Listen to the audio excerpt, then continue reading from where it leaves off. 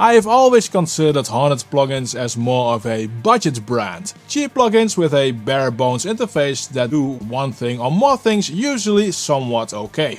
And TotalEQ Mark II is not an exception. At default it's a very clean EQ, just as clean as the stock EQ in your DAW.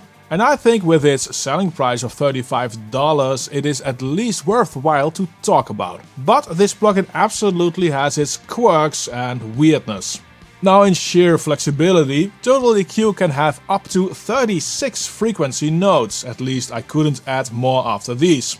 This is an insane number. Every band is the same and you can choose from 15 types of filters for each of them. The bands have the controls you expect, like full frequency, width and level control, mute, solo and extra.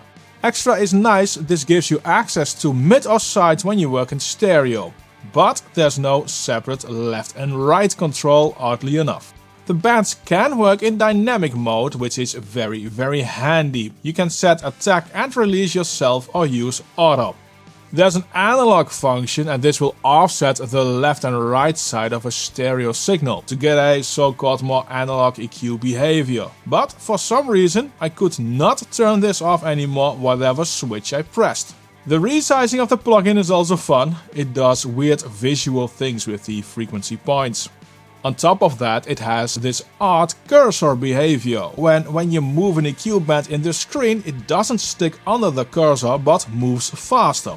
For some reason, the plugin always seems to display extra peaks in the higher region that aren't there. Don't know why. Also, when you bypass the plugin, it looks like it's having a seizure.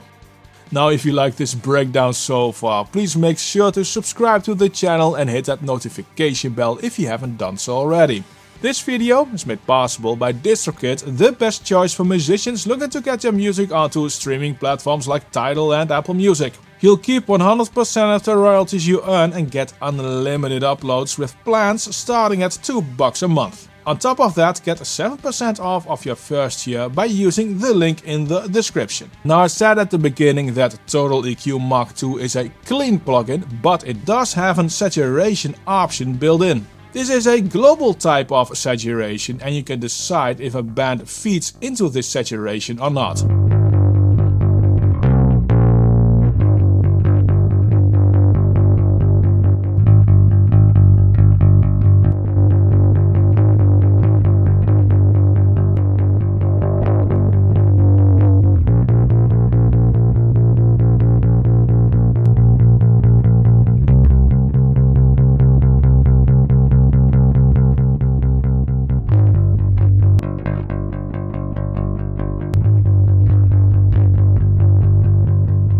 You can link input and output and there's an auto gain function, but potentially one of the more interesting features in the plugin is the auto EQ. It uses Learn to come up with an EQ curve, hopefully fitting for your audio. With a vocal it came up with this. First I play the untreated audio. And living me keep wanting more. Your touch, so foreign.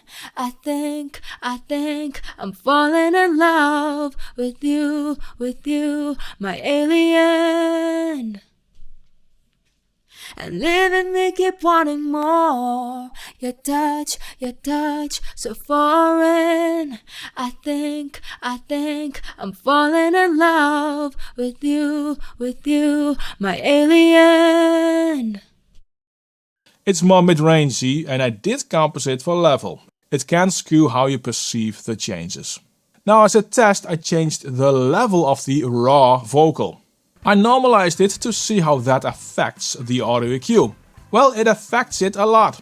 Normally I'd expect it to be the same curve but overall lower in level, but it isn't. Now the reliability of this audio EQ isn't that big because of this. I redid Learn a few times. Started on the same exact position on the timeline.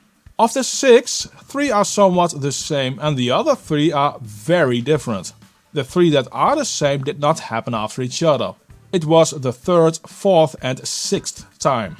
And even then the results aren't quite the same. My suggestion with this auto EQ is, if you want to use it, is to use it a few times on a track. Pick the one you like best, but don't think it will be the best result at all. It's not reliable enough, I think. This auto cue is not a bug-free experience. When I redid the auto learn on the same audio, the plugin kept stuck in the auto learn loop. Now I don't know what the ideal curve is this TotalEQ EQs to, but I ran some tests. It's hard to say, but it seems like it's more white noise in the low range, uses a sort of boost in the lower mids, and then uses a sort of brown noise roll-off for the higher end. Do with this info whatever you want. I don't think this plugin is reliable enough, and I want my tools to get out of my head instead of having me worry. But if you want to live dangerously, check it out.